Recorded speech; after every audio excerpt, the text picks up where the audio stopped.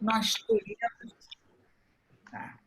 hoje nós teremos o prazer de ter uma colega nossa, foi colega nossa da UERJ, que é uma amiga gostosa de ter aqui, que eu tenho, e que eu morro de inveja porque ela trabalha lá em Petrópolis, num lugar lindo, gente, lindo. A LNCC é lindo. Se vocês tiverem oportunidade, fica enchendo o saco dela e vai lá, porque ela faz um trabalho maravilhoso também, nesse lugar ótimo.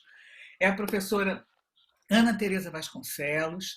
A Ana, para quem não sabe, ela se formou aqui na UERJ e tem algumas colegas aqui que continuam aqui na UERJ, que foram colegas dela de turma, como a professora Verônica, não sei se a Márcia também foi sua colega, né? Ela foi graduada pela UERJ, fez o seu PhD em genética pela UFRJ e atualmente ela é pesquisadora do Laboratório Nacional de Computação Científica, o famoso LNCC.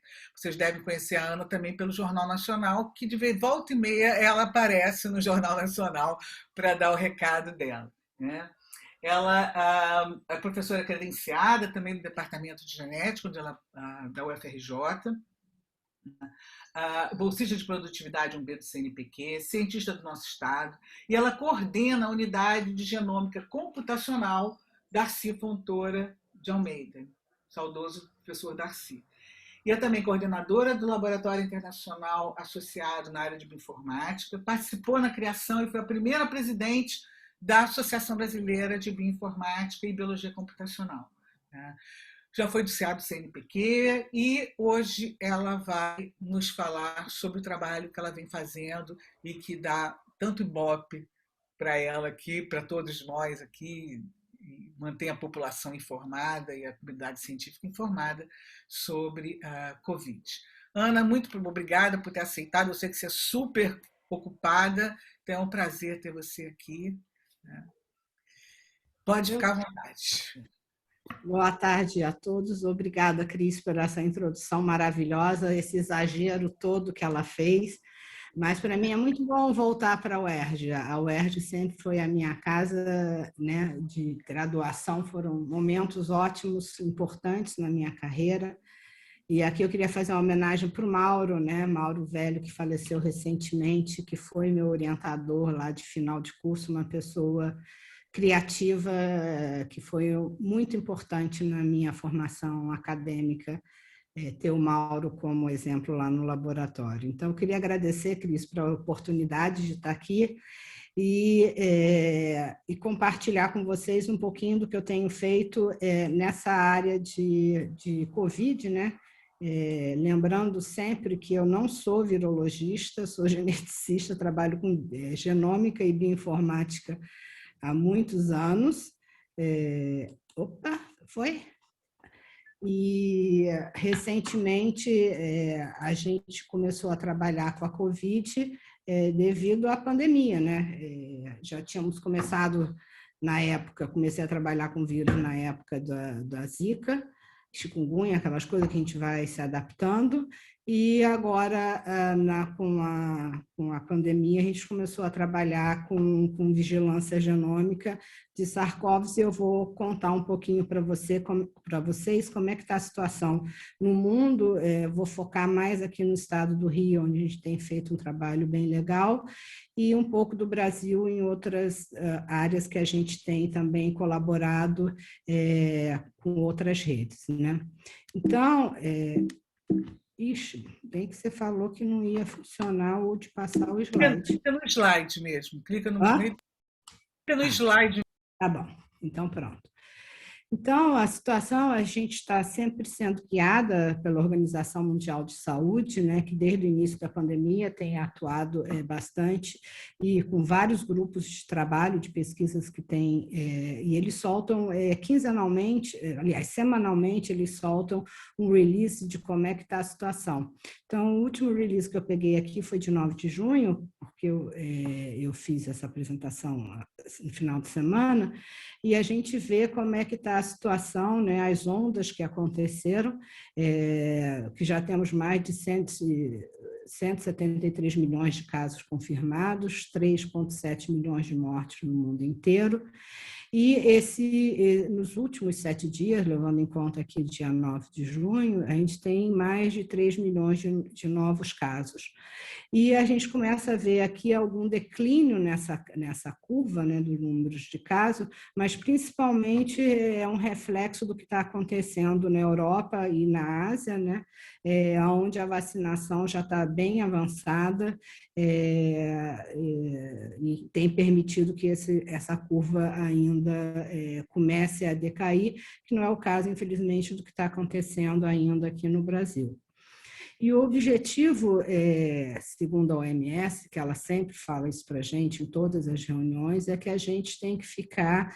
Achávamos que o SARS-CoV ele teria uma taxa mutacional mais lenta, mas no início da pandemia, logo em seguida, a gente começou a ver que essa taxa de mutação não era tão lenta assim, que várias mutações estavam ocorrendo, e principalmente em algumas regiões que eram na proteína S, que é aquela proteína que se liga, né, com a célula do hospedeiro, com a célula do homem, e que começou, então, a ser uma região de preocupação que a gente tinha que investigar se tinham essas mutações, qual era o impacto que essas mutações tinham na genética, e também na antigenicidade, né, na resposta imune que essas mutações poderiam estar causando.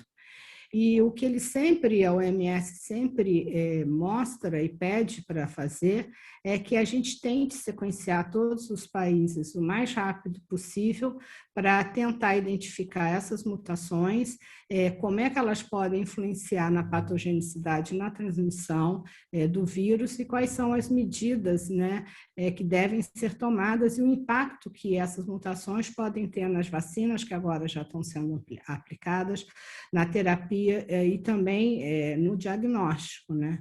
E o sequenciamento acabou que ficou mais barato. Então, hoje é possível já fazer o sequenciamento genético do vírus inteiro e depositar, analisar e depositar essas sequências rapidamente.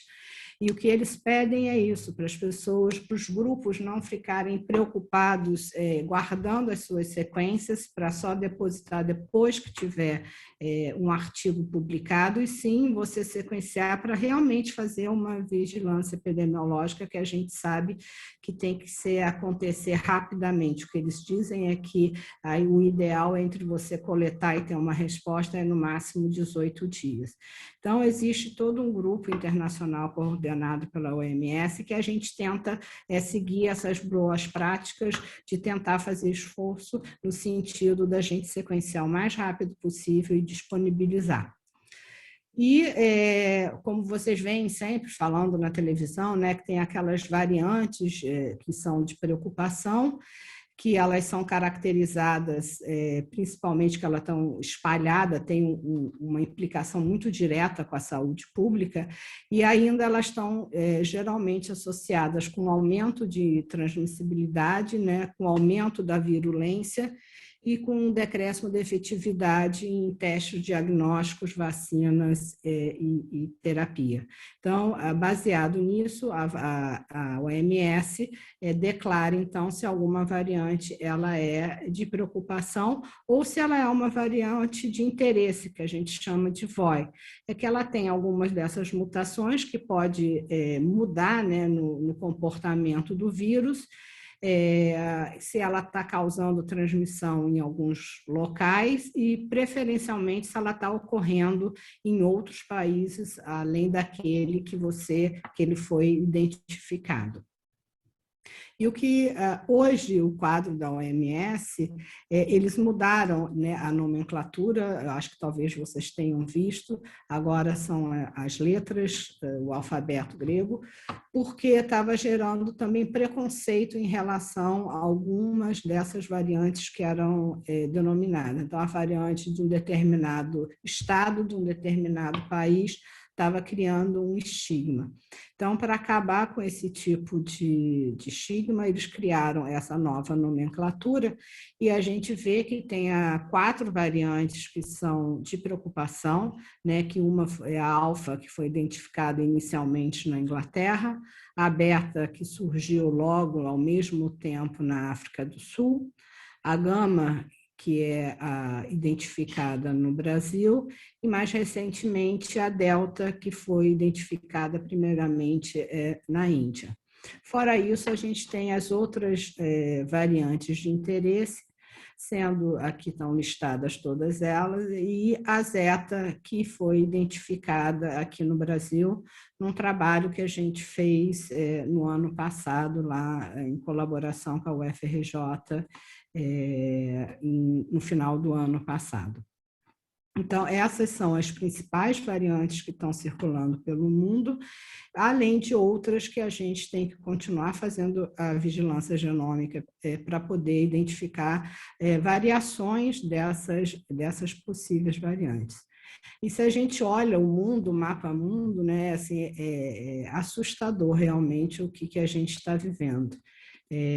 Todas as regiões praticamente estão com alguma dessas variantes de preocupação.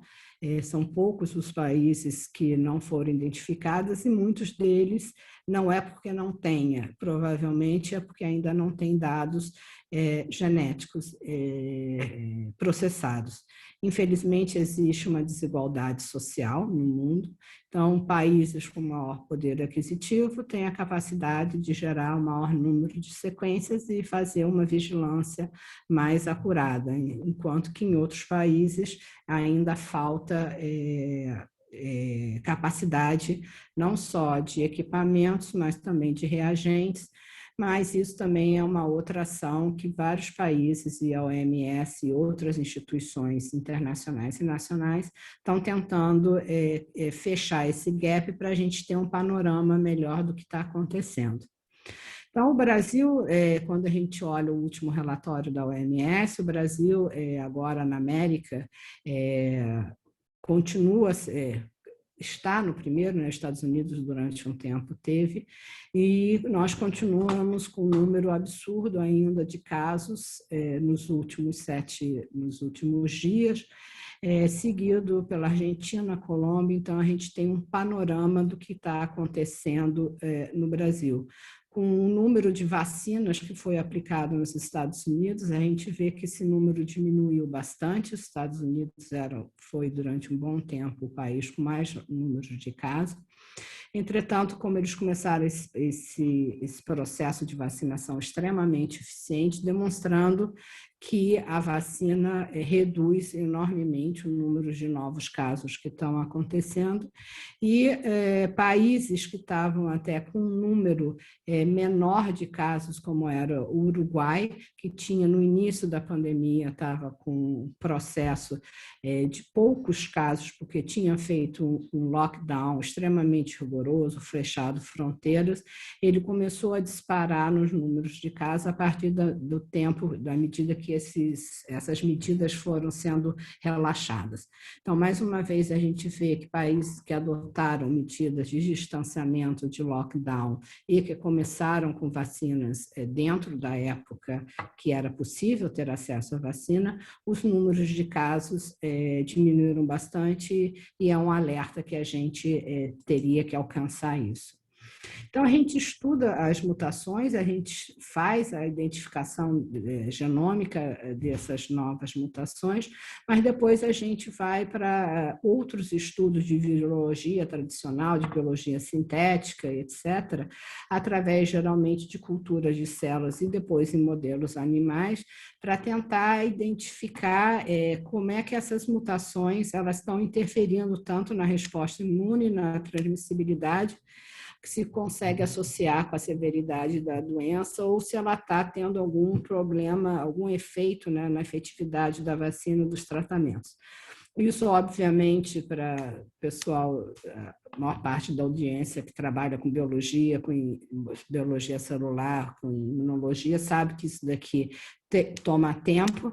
Então, geralmente, quando a gente identifica uma nova mutação, fala alguma coisa, já vem todo mundo perguntando, ela é mais transmissível, ela mata mais? Se não tem, isso daí a gente tem que estudar, demora tempo, são experimentos longos, mas que para algumas dessas a gente já tem alguma pista, para alguma dessas novas VOCs, a gente já tem alguma pista do que está acontecendo. E é isso que a gente reporta para a OMS e ela organiza dessa forma, sempre levando em conta para as VOCs, né, o que está acontecendo para cada uma delas, como é que ela está interferindo nesses critérios que são identificados como os mais importantes, qual é o impacto, né, na vacina, no diagnóstico, na neutralização, nos anticorpos. E para cada uma das vacinas também já estão sendo feitos vários estudos demonstrando que a maior parte dessas VOCs ainda as vacinas dão conta, conseguem ter uma efetividade, o que é muito alentador para a gente que está no processo de vacinação. Entretanto, vários estudos têm que ainda continuarem sendo feitos, provavelmente na última reunião já se fala em ter um reforço de vacina para algumas delas, mas isso são estudos que estão em andamento. A primeira coisa que a gente tem que tentar fazer é tentar vacinar e diminuir a circulação do vírus na população, porque a gente só está tendo, a gente está tendo mais mutações, o vírus está mutando mais, porque tem muito vírus circulando, pelo menos aqui no Brasil. À medida que a gente conseguir diminuir essa circulação de vírus, provavelmente essas mutações também vão diminuir. E com isso, o que geralmente a gente faz, o fluxo que a gente faz para a vigilância genômica é ter a coleção de amostras representativas, que elas devem ser representativas do país inteiro, do estado inteiro, levando em consideração a quantidade de casos que estão acontecendo naquela região. Depois a gente faz a parte de sequenciamento dessas amostras, as análises de bioinformática, a gente faz o armazenamento desses dados com todas as variáveis que podem ser importantes, inclusive, para estudos futuros, né, de comorbidade daqueles pacientes, uma série de dados clínicos, e a gente interpreta esses dados, algumas delas a gente vê se eles têm risco para se tornarem uma VOC ou não. Isso é transformado em ações que podem ser usadas para a saúde pública de todos os países. Então, esse é o protocolo que geralmente ele é recomendado. E como é que a gente está no Brasil hoje, né? Esse daqui foi... existe esse consenso, então, de todos nós depositarmos o mais rápido possível em base de dados públicas. E o GISAID foi uma plataforma que armazena essas informações, que já havia sido criada para outros vírus, e de repente, ele, no meio dessa pandemia, ele virou o banco de dados, o pessoal lá deve estar alucinado com isso. E hoje nós temos no Brasil depositados mais ou menos 16.846 genomas de vírus. Se isso é muito? Não, não é ainda. A gente começou a ter, por uma série de razões, depois eu posso até comentar isso, mas a gente começou a sequenciar em massa, como está sendo feito mais agora, um pouco tardiamente. Quando que a Inglaterra esse número é um absurdo, é óbvio que a gente não pode comparar diretamente, linearmente com a Inglaterra, mas de um tempo para cá, de alguns meses para cá, o número de genomas depositados no Brasil tem aumentado.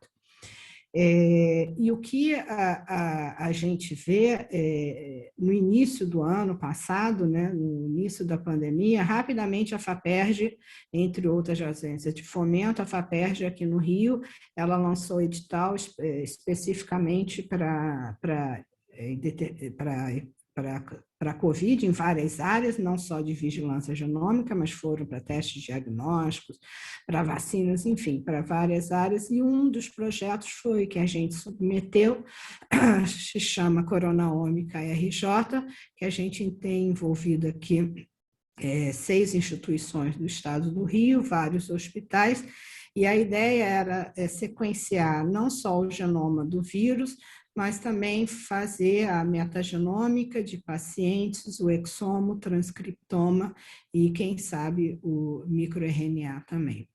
E esses dados todos são armazenados em bancos de dados e são processados lá, que a gente tem a facilidade de ter o supercomputador Santos Dumont no LNCC. Aí a gente usa técnicas de Big Data e de inteligência artificial para poder processar mais rápido e para poder extrair, às vezes, alguma informação que seja importante cruzando os dados. Esse projeto, então, ele foi aprovado na metade do ano passado e a gente começou a trabalhar, então, em rede, onde a gente tem toda a parte, como eu expliquei, da captação, a parte de armazenamento em bancos de dados e a parte de de análise desses dados. E, mais recentemente, eu vou falar isso daqui a pouco, acho melhor continuar. Então, a gente vai trabalhar com genômica viral, metagenômica, exoma, transcriptoma, como eu já tinha salientado.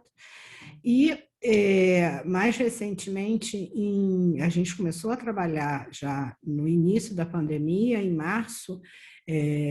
Por sorte, eu estava com o kit de uma tecnologia e a gente fez um esforço com o pessoal de São Paulo, Minas, de vários estados, a gente não sabia o que estava circulando, e aí a gente sequenciou usando o Mini-AI, a gente sequenciou naquela época lá no laboratório, no final de março de 2020, a gente fez aquelas 200 genomas, o pessoal de São Paulo fez mais 200 e tantos genomas, e a gente publicou um primeiro trabalho mostrando a dispersão do vírus, o que estava circulando naquele momento.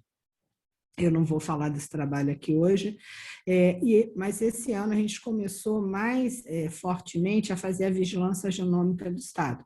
Foi um trabalho, uma colaboração, né? Mais uma vez demonstrando que a gente trabalhar em rede, em grupos e unir esforços, a gente vai longe do que ficar isolados.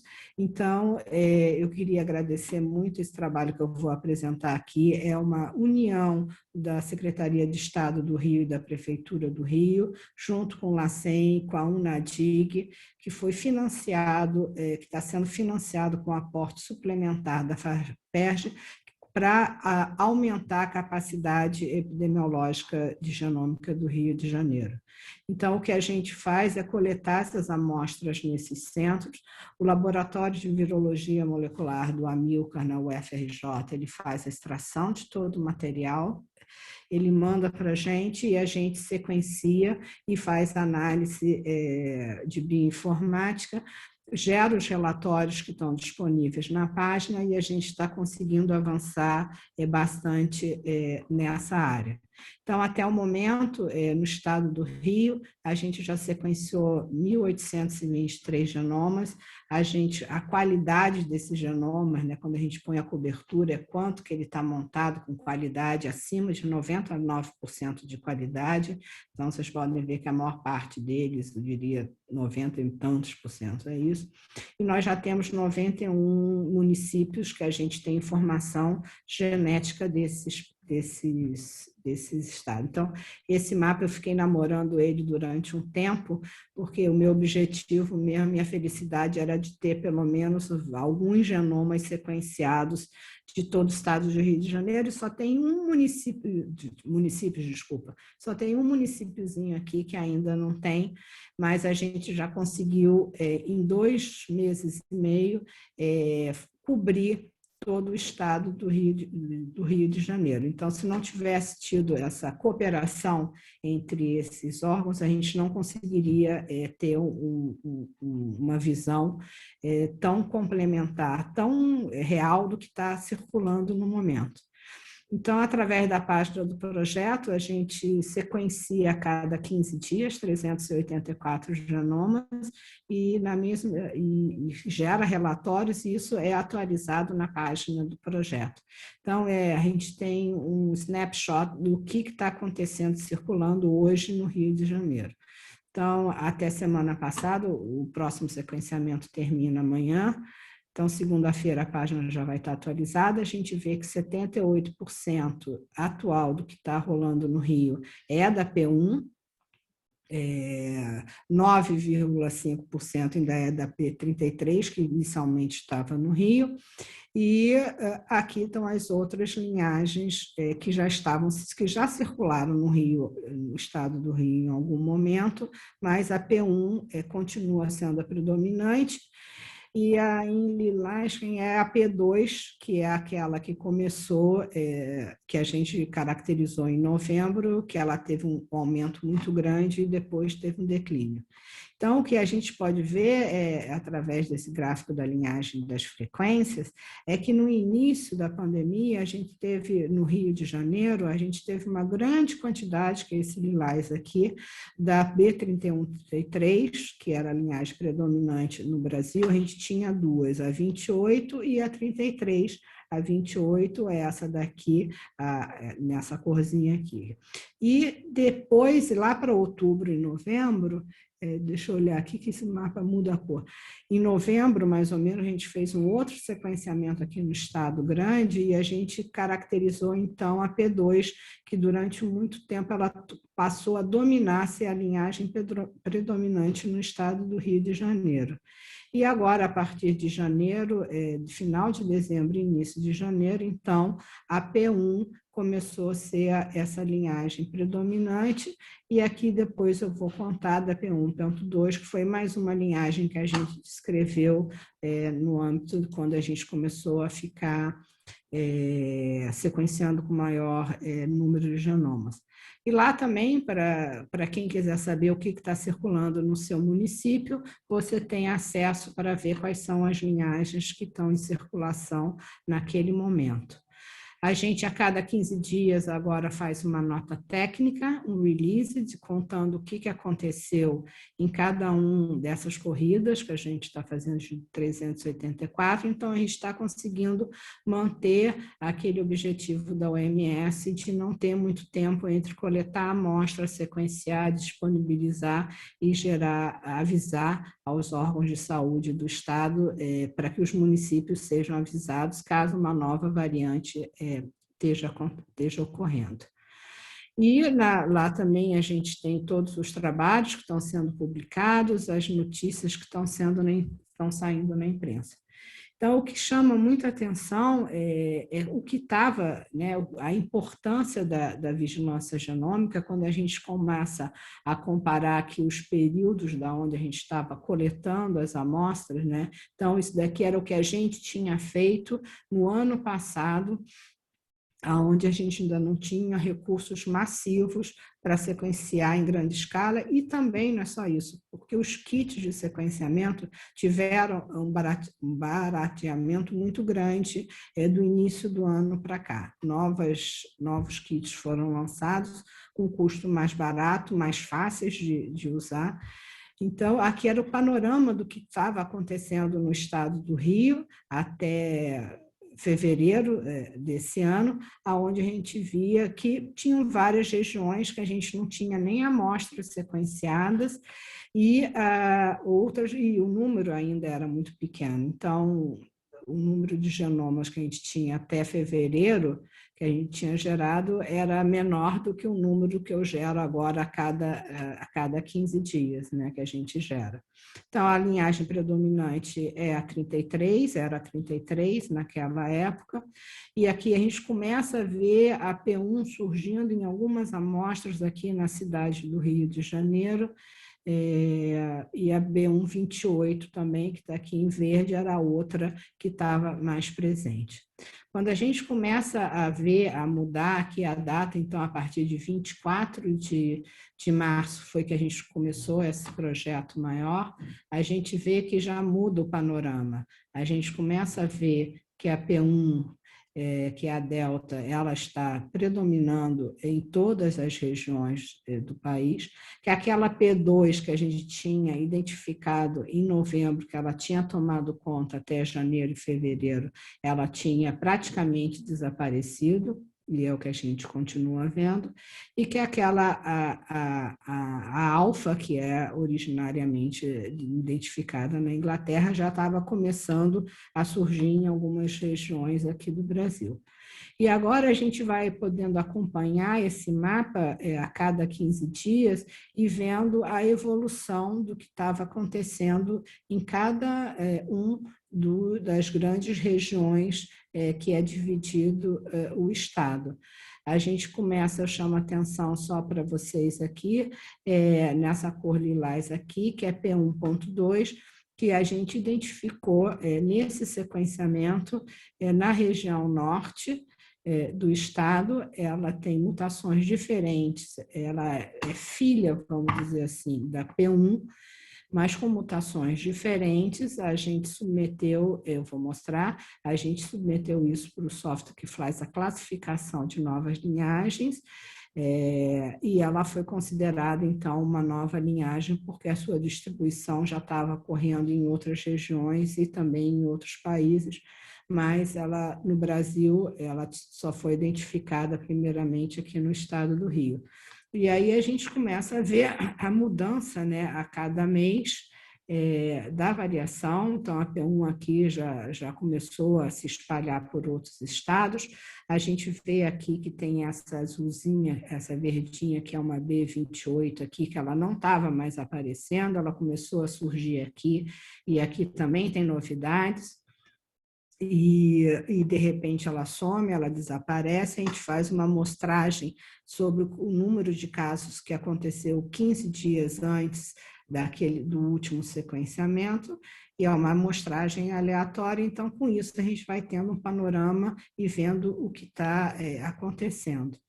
E fica impressionante quando a gente vê, né, o que aconteceu no ano passado, como é que era a filogenia, né, a distribuição dessas linhagens todas que estavam acontecendo, e que hoje, basicamente, aqui em laranja, é a P1, né? A 33 está aqui, nesse ramo aqui era a P2, que estava acontecendo, e a gente viu logo aqui que tinha alguma coisa acontecendo aqui, que no final era P1.2, que a gente, por análise de clusterização, usando alguns métodos estatísticos, a gente consegue clusterizar de uma forma mais rápida e confirmar aquilo que está tendo na filogenia.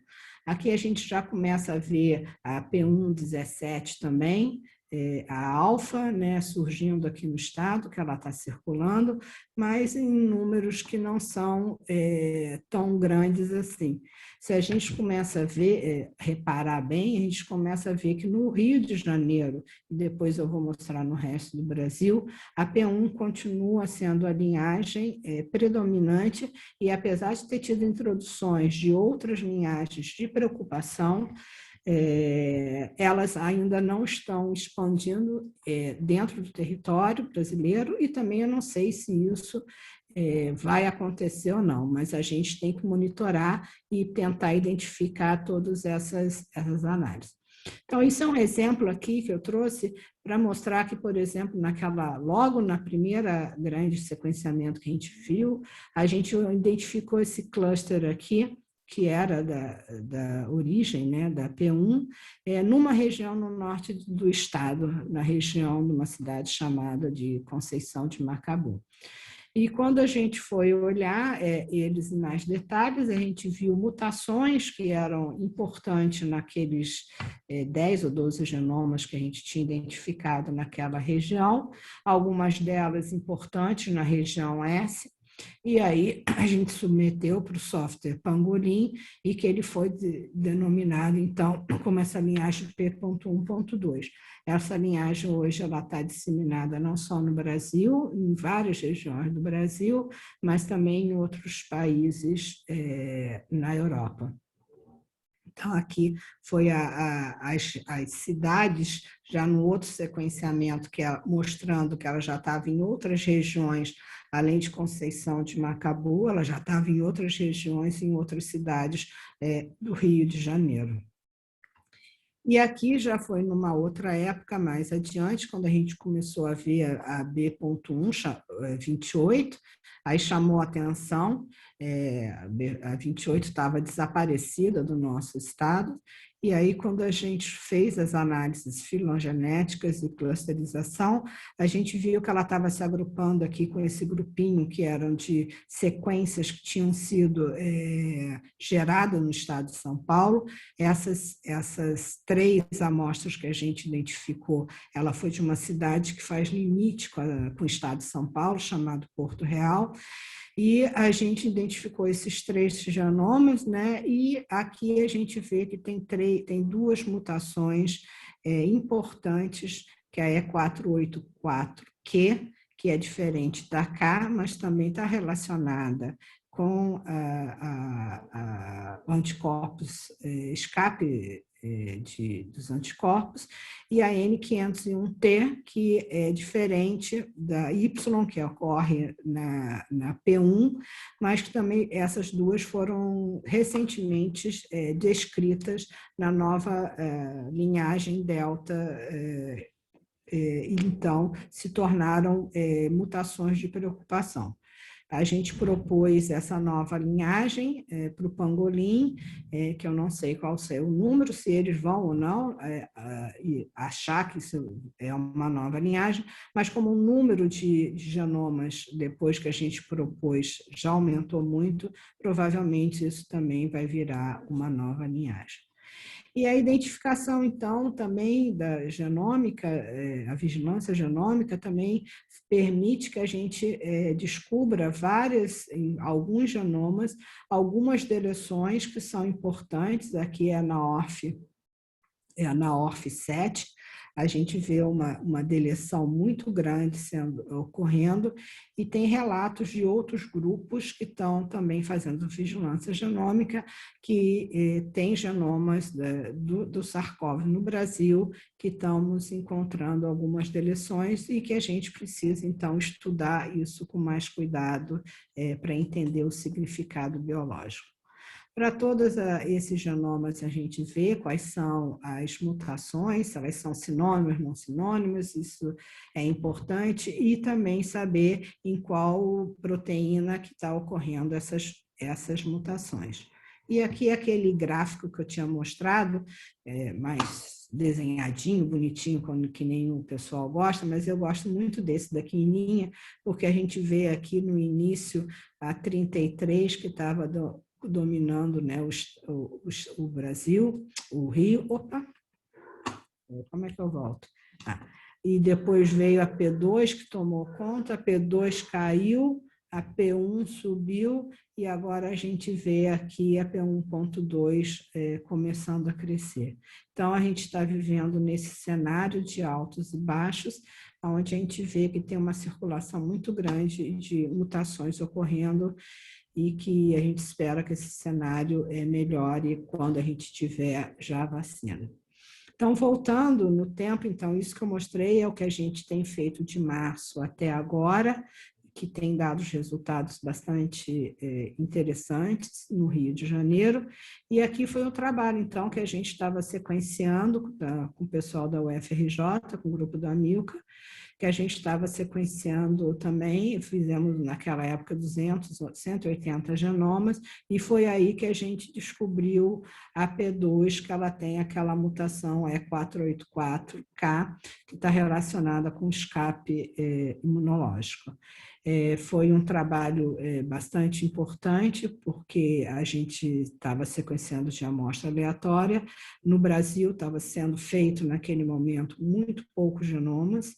Então, a gente viu que aquilo começou em novembro aqui, mas depois, através de outras análises filogenéticas e com a inserção de mais sequências no banco de dados, a gente já está tendo datas prováveis da introdução do surgimento da P2 no Brasil em datas diferentes daquelas que a gente estimou naquele momento. e naquele momento também a gente via que a P2 era predominante e que a P1 estava começando, né, a surgir ainda com algumas outras mutações importantes. O que a gente tem feito também, no início a gente ficou estudando e pensando como é que era a infecção, se ela era persistente, né, ou não durante um período. Então, esse é um trabalho que ainda está sobre revisão, onde a gente coletou do mesmo paciente, em 2 tempos, amostras de pessoas que continuavam dando positivos, o pessoal da Terezinha, lá da UFRJ, continuavam dando positivo para RT-PCR depois de 15 dias. Então, a gente fez algumas análises, a gente conseguiu aqui 33 pares, né, no T1 e no T2, para tentar identificar quais eram as mutações que não eram majoritárias, mas eram minoritárias e que poderiam estar fazendo prolongamento dessa infecção. Então, esses foram esses trabalhos que eu apresentei, foi dentro do âmbito da rede Coronaômica RJ, mas na mesma época, no ano passado, o Ministério de Ciência e Tecnologia também criou a rede Coronaômica BR, que envolve 17 instituições pelo Brasil todo. Ele está sendo financiado pela FINEP, e é uma rede que a gente também está trabalhando na vigilância genômica e depois também vai fazer a parte de transcriptoma, exômica, etc., que aí vai ser mais lá no LNCC, nós que vamos fazer, mas é uma rede formada basicamente por muitos virologistas em várias regiões do Brasil. E dentro dessa rede, com o Fernando Spilk, que é o coordenador da rede, em dezembro do ano passado, o financiamento ainda estava saindo, ainda não estava sendo liberado, e eu tinha kits no laboratório de outros projetos. Eu acho que, assim como eu, todo mundo que tinha de outros projetos acabou virando um pouco para a Covid para poder atender a demanda na área. E nesse projeto aqui, a gente sequenciou, o Fernando mandou 93 genomas de uma região da onde ele trabalha, para a gente fazer o sequenciamento, a montagem lá no LNCC. E esse trabalho foi interessante, que foi a gente conseguiu identificar, através de técnicas de clusterização, logo de cara, 6 clusters muito bem definidos, que eles foram depois comprovados através da área da filogenia, e a gente vendo as variantes de baixa frequência, os SNPs de baixa frequência, dentro desse cluster, a gente identificou dois genomas onde a gente via que tinha provavelmente uma co-infecção. Ou seja, a gente fazendo a reconstrução, a gente viu que aquela pessoa ela estava infectada por 2 linhagens diferentes, né? Nesse caso aqui, dessa primeira amostra, a gente viu que essa paciente estava infectada pela 248, como também pela 133, e nesse caso desse paciente pela 191 e a 248 ao mesmo tempo. Então, foi o primeiro caso aqui no Brasil que a gente viu de co-infecção. A gente foi atrás dos pacientes e eles tiveram um desenvolvimento normal da doença, mas mostrando que a pessoa provavelmente foi infectada em 2 momentos diferentes e o vírus conseguiu conviver e permanecer nessas 2 pessoas. Depois disso, vários outros trabalhos, eu acho que estão identificando casos de co-infecção. Aí, dentro da rede coronaômica, que ainda estava assim, eu estava um pouco incomodada com a quantidade de genomas que estavam sendo sequenciados no Brasil e regiões que estavam muito pouco amostradas, como a gente ainda tem isso agora. E aí, com colaboração com ex-aluno, né? É bom a gente ter ex-alunos, ex-colaboradores que estão circulando por aí. A gente juntei amostras de Natal, da Paraíba, do sul da Bahia, aqui do Rio de Janeiro, e fizemos mais uma rodada de 200 genomas para tentar ver. Naquela época, isso foi em fevereiro, a cidade de Natal só tinha 10 genomas sequenciados naquele momento, a Paraíba também estava com um número baixíssimo. Falei, não, vamos tentar ver o que a gente pode fazer. E aí, com esse grupo, mais uma vez trabalhando em rede, mais uma vez colaborando, a gente fez rapidamente o sequenciamento, analisamos em conjunto, e isso foi com amostras, deixa eu ver, eu botei a data em algum canto. Isso foi com amostras de dezembro até fevereiro.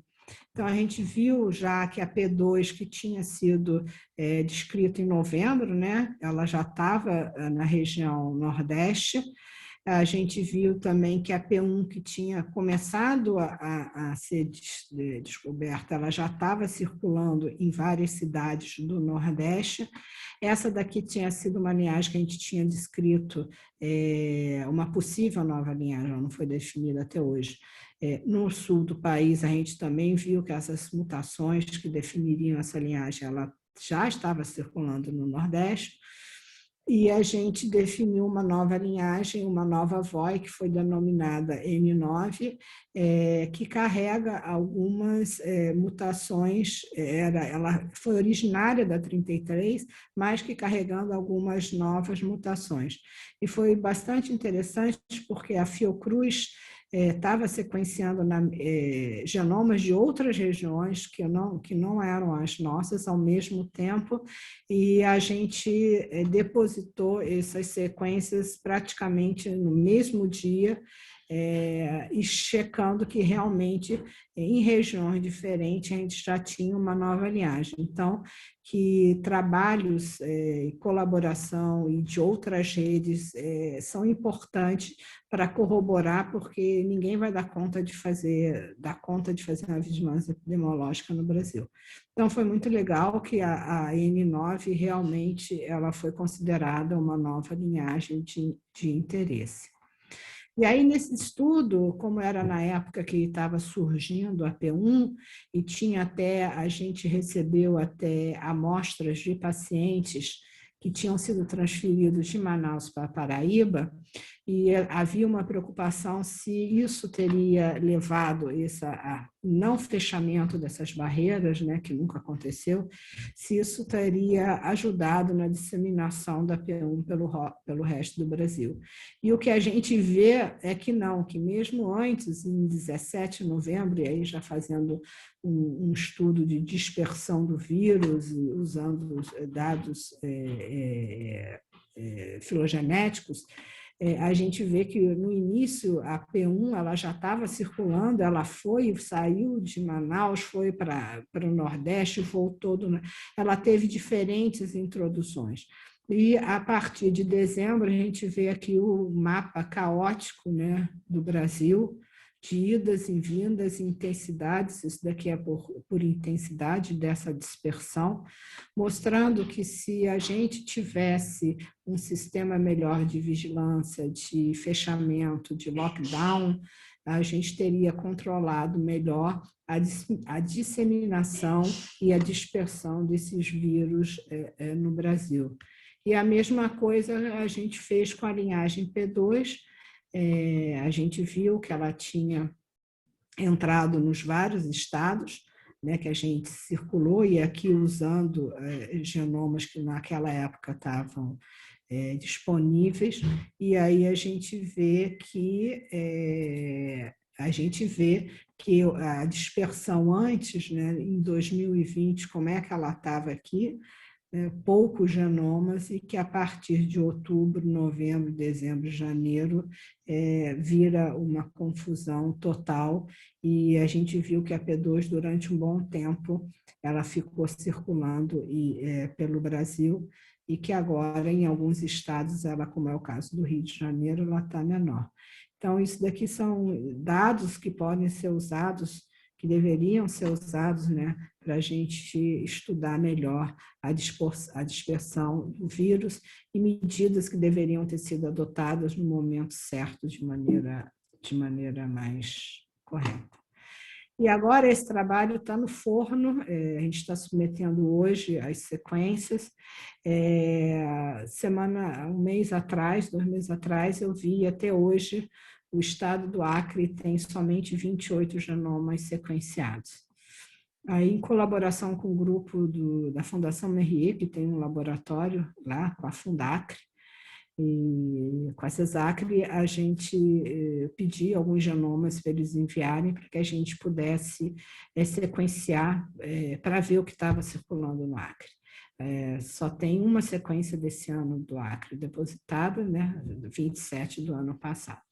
Então, a gente fazendo só 95 genomas, eu estou triplicando o número de amostras de genomas que estão publicados, que estão depositados. Então, mostra a diferença que a gente existe no Brasil, né? Essa diferença muito grau que se reflete em tantas áreas, né? Uma desigualdade, inclusive genômica. E aí a gente sequenciou e o que a gente está terminando essas análises aqui, isso daqui foi só porque eu tenho que avisar o Ministério da Saúde. De cara, a gente já viu que tinha essa linhagem aqui, a 348, de algumas sequências que vieram, que foram sequenciadas. Essa é a primeira vez que a gente identifica no Brasil essa linhagem 348. Até onde a gente sabe, ela teve uma predominância na América, nos Estados Unidos, depois chegou na América do Sul, ela é encontrada nos vários países, mas a boa notícia, porque sempre eu estou dando mais notícia, a boa notícia é que ela não tem nenhuma mutação até agora preocupante, principalmente na proteína S. Então, talvez seja uma linhagem aí que não seja tão nociva quanto a P2 e a P1, que a gente já tinha identificado aqui no Brasil. E agora a gente está fazendo estudos de dispersão, infelizmente não estão prontos ainda, a gente está terminando até esse final de semana, mas a gente vê que o Acre está de dezembro, né, até agora, ele é basicamente de P1, tem poucas P2, então teve a introdução de uma linhagem e mostra, né, a importância da gente fazer a vigilância, quer dizer, uma linhagem que estava circulando na América, nunca havia sido descrito no Brasil, a gente escutou fazendo sequenciamento ao acaso. E o que me deixa com o coração apertado é porque eu fiz só de janeiro para cá, poucas amostras, então a gente está estudando a dispersão da P1 dentro do estado, mas eu não tenho como saber como é que a P1 entrou, eu teria que voltar e sequenciar o passado. A quantidade é muito pouca de genoma. E como que agora o importante é a gente sequenciar daqui para frente para tentar identificar o mais rápido possível o que está chegando e quem sabe um dia voltar para trás e olhar o passado, né, a gente possa contar essa história melhor.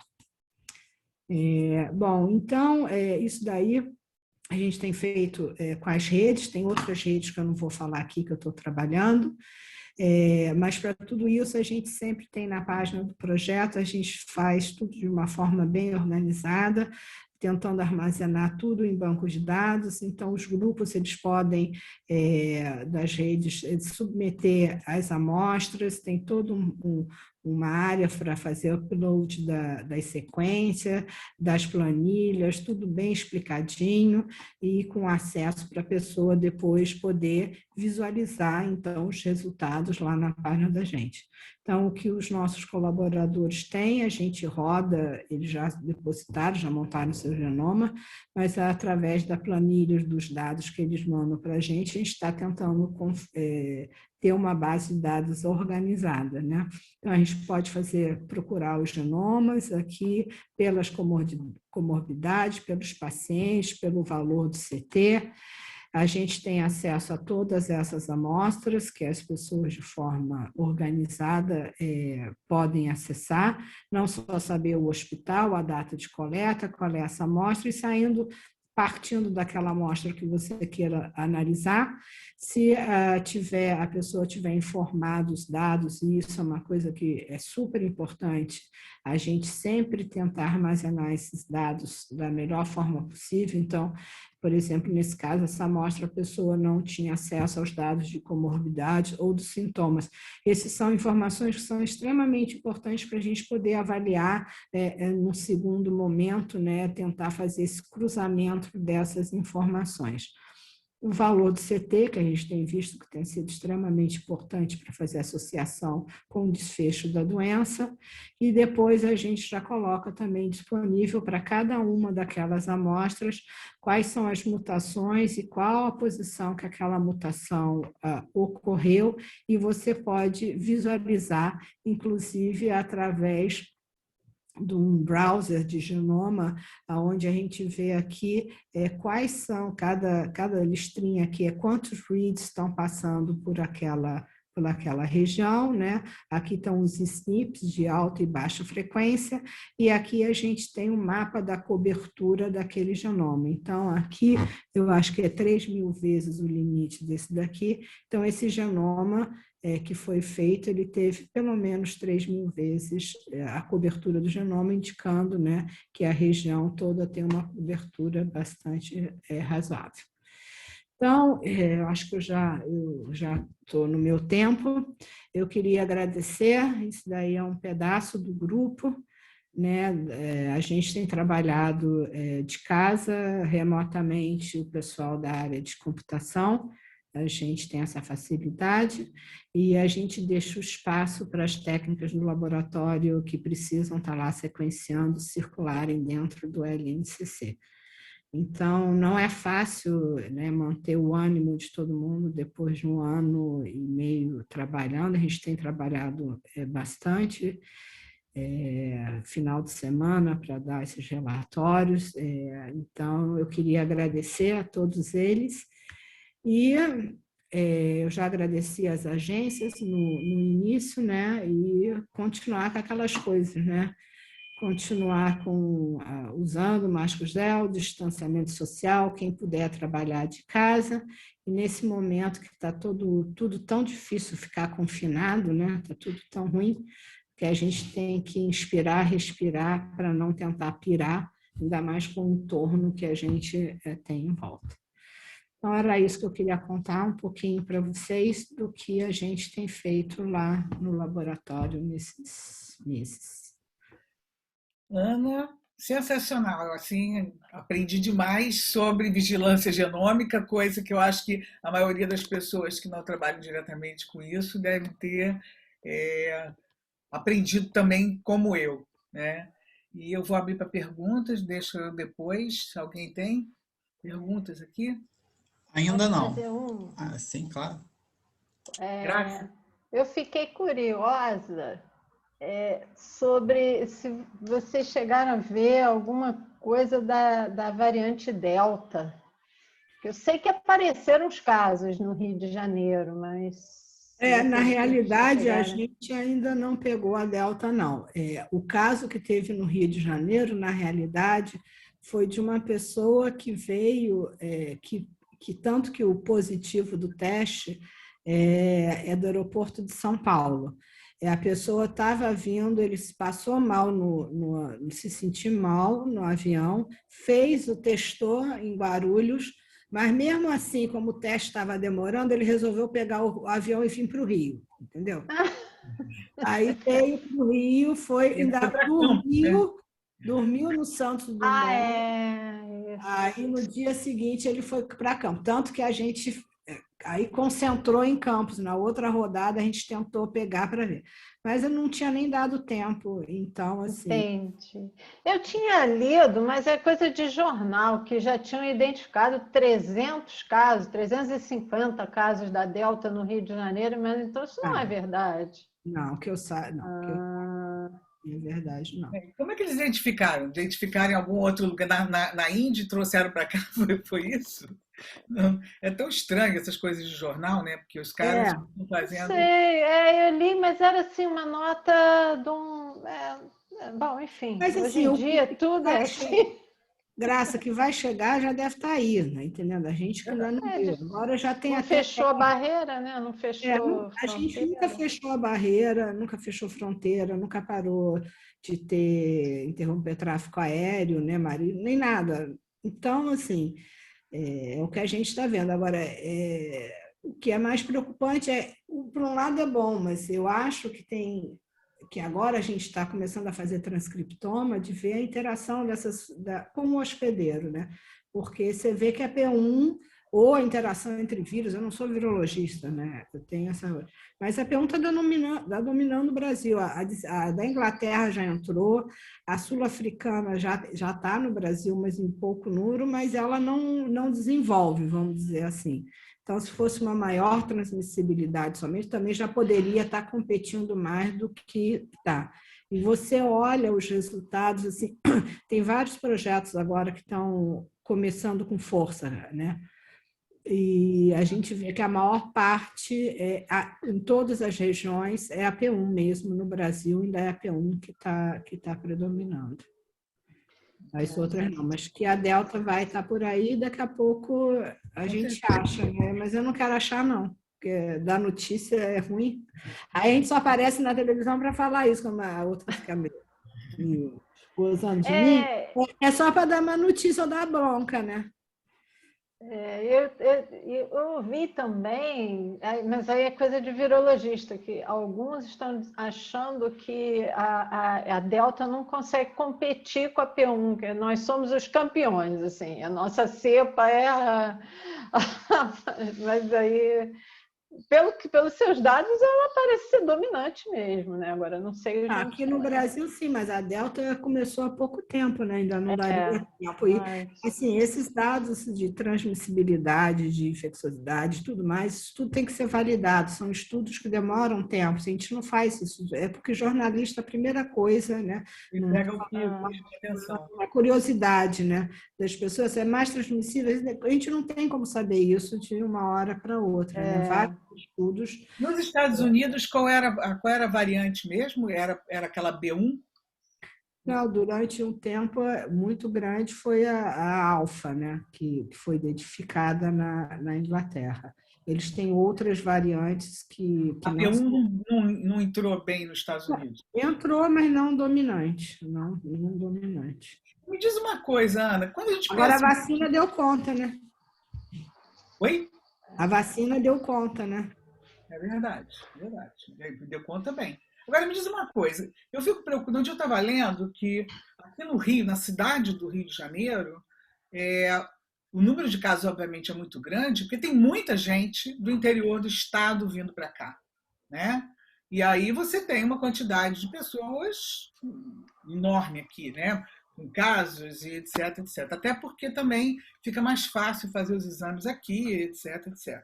Você tem nesse estudo de dispersão no estado do Rio de Janeiro, você consegue detectar essa migração? Quer dizer, tem alguma cidade lá do interior você falou que tem no norte do estado, você tem umas variantes, a variante você detectou está aumentada. Você tem algum estudo mostrando essa migração para a cidade do Rio de Janeiro? Para a cidade, não. A gente vê que ela está difusa para várias regiões. A cidade do Rio de Janeiro, Cris, ela tem tanta caso de transmissão, porque você sai na rua, você vê muita gente sem máscara, muita gente não se protegendo, muita gente em aglomeração, em bar, restaurante. Entendeu? O vírus, é o que eu falo, ele está fazendo muito bem o papel dele. O papel dele é transmitir, arrumar um hospedeiro para transmitir. Se a gente dá a chance para ele está fazendo o papel dele. Então, aqui no Rio, a gente tem isso, da população que vem trabalhar no Rio, tem uma migração realmente bastante grande. Acesso aos hospitais, a testagem, essas coisas. Mas a gente até vê alguns casos, mas a gente conseguiu estudar a dispersão da P1.2 para outros estados do Rio, mas eu não associaria à cidade do Rio de Janeiro, entendeu? Eu acho que o caos da cidade do Rio de Janeiro, como da maior parte da cidade, é a falta de isolamento, de proteção, é o descaso.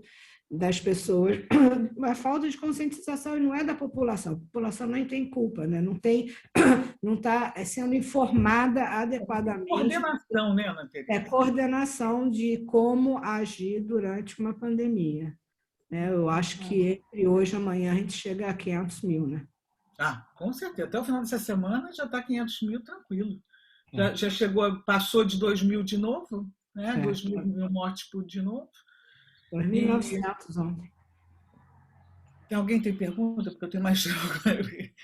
Porque eu fiquei me perguntando o seguinte: tem algum estudo, aqui ou fora daqui, com essas variantes e a resposta imunológica? Tem vários estudos sendo feitos. No caso da P1, quer dizer, a resposta imunológica, ela tem alguma diferença? Você lembra disso? Tem uma diferença, ela tem uma redução de anticorpos neutralizantes que já foi feita, e outros estudos estão sendo feitos. O que tem vários grupos fazendo isso, inclusive aqui no Brasil. O pessoal da UFRJ e de outras regiões, de Manaus, da Fiocruz, de São Paulo, estão fazendo isso. Uma coisa que está acontecendo que é legal é a gente isolar o vírus, é um consórcio também, alguns acordos, a pandemia trouxe algumas coisas de bom, né? Um é de trabalhar em rede, realmente pessoas começarem a trabalhar, um acesso maior às informações, e as pessoas, quando a gente isola uma cepa nova, um vírus novo que a gente acha que é uma nova linhagem, a gente rapidamente tenta compartilhar isso com os grupos interessados para começar a fazer cultura de célula, infectar e tentar fazer esse trabalho, que aí eu já não eu participo mais indiretamente, né? Então, tem vários grupos, sim, trabalhando isso, e a gente vê que a transmissibilidade da P1 tem alguns estudos que estão sendo feitos que indicam que ela é mais transmissível, mas ainda assim não está fechado, e sim, que ela tem um escape de anticorpos neutralizantes, mas ela ainda é extremamente eficiente para todas as vacinas, apesar do N ser menor. Porque agora que a gente consegue, tudo muda, né? É tudo muito rápido, né? A pergunta do início não é mais a de agora, né? Agora a gente está querendo ver a reação da vacina, né? O que está acontecendo com a vacina, né?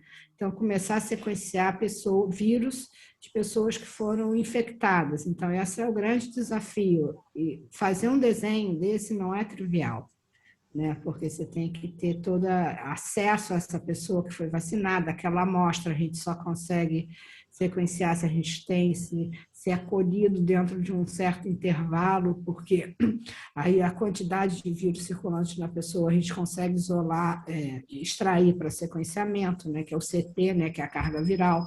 Então, você tem que ter uma carga viral razoável para poder extrair. Então, casos de reinfecção, né, que são esses casos. Tem uns casos de reinfecção agora que estão.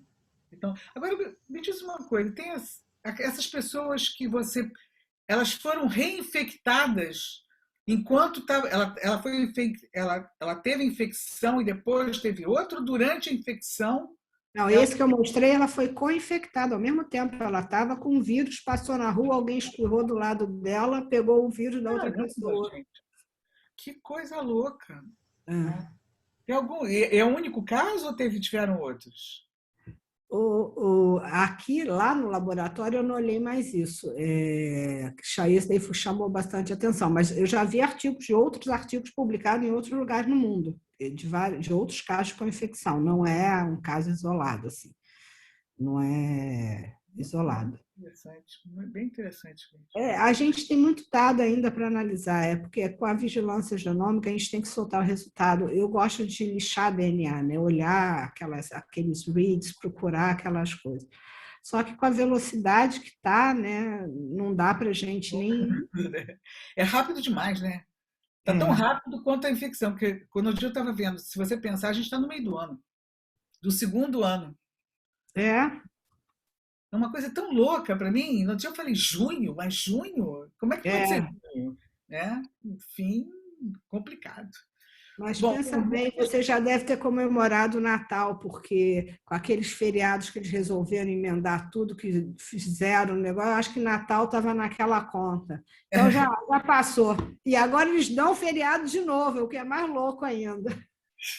e teve alguma ligação entre esses feriados, essas aglomerações, a possibilidade de aglomeração e spread dessas A gente variantes? está terminando um trabalho agora desse do Rio, com essa que a gente e começando um trabalho muito interessante, até com o pessoal da UERJ também, fazer a modelagem matemática associando o modelo, né, com deslocamento, com informações de dados, outros dados que não sejam só genéticos, para a gente ver a variação dentro dos feriados, dos pseudos lockdowns, né, o como é que isso interferiu lá na frente, que a gente só vê depois, né? O reflexo é 15 dias depois. Assim, pena que seja uma desgraça só no país, mas que é tão interessante você ver como é que a ciência ganha. Ela ganha, as ideias vão vindo a partir das. Você responde uma pergunta e a outra já vem imediatamente, né? E eu fico falando com essa garotada toda que faz pós-graduação aí, que a gente não adianta ficar acreditando naquele resultado, porque se você não tiver uma outra pergunta, acabou, né? A coisa vai abrindo. E com a possibilidade com a história do vírus é fantástica, pelo lado de curiosidade de ciência, né? Não de fantástico no sentido de que tem tanta gente morrendo por pouca coordenação. E aquela coisa de sempre, né, Cris? A gente está vivendo no momento, aí vem meu lado outro, né? De um desmonte total na área de ciência e tecnologia, com corte de verbas enormes, instituições como a CAP sendo desmanteladas, CNPq. O CNPq, Ana, eu escrevi ontem para eles, porque eu vi lá, bolsa de pesquisa. Depois é que eu vi que era bolsa de pesquisa para aquele pesquisador tecnológico, tal, não sei o que, não é o PQ. Aí eu falei, será que eu perdi? Porque você fica meio... Eu escrevi para o CNPq, vem cá, então, assim, estamos elaborando. É para 2022, fevereiro de 2022. Provavelmente eles devem ter jogado para julho, né? Eles não têm, porque eles não têm orçamento. O orçamento foi completamente renovar as bolsas. A gente tem um corte nos últimos 10 anos muito sério, né? Falta de investimento na área de ciência e tecnologia. A gente vê que essas coisas se mantêm mesmo no momento que a ciência está sendo tão importante, né, para responder perguntas básicas, né? Então, acho que o negacionismo é muito fácil e barato, né? Só causa morte, como diz o outro, né? Vai diminuir a das pessoas. Então, E eu queria parabenizar aqui todo mundo que está trabalhando com Covid nessa pandemia, assim, pelo esforço, sabe? E os outros pesquisadores que estão conseguindo manter seus laboratórios, porque é um esforço quase que monumental para você fazer sem dinheiro, sem suporte, né? Com tantas dificuldades. Então, ver cada grupo que consegue superar isso parabéns mesmo para quem está trabalhando, para vocês aí que estão trabalhando dia e noite aí. E é um esforço absurdo, né? Bom, crianças, ninguém tem mais... Tem. A Bianca Abdala mandou uma pergunta. Ela gostaria de saber se já há algum trabalho no Brasil para avaliar as variantes genéticas responsáveis pelos casos mais severos da doença, tendo em vista que há casos assintomáticos e pessoas que desenvolvem sintomas mais graves. Há casos até de casais que moram juntos e um desenvolveu a doença enquanto o outro não. E homens até se mostram mais suscetíveis aos casos mais graves. Sim, tem vários trabalhos sendo feitos nessa direção. Tem até a Maiana Zatz fez um lindo trabalho que está publicado sobre casais discordantes. Tem vários outros grupos que estão trabalhando, sim, associando aos casos mais severos, né, às comorbidades e a cada um desses vírus.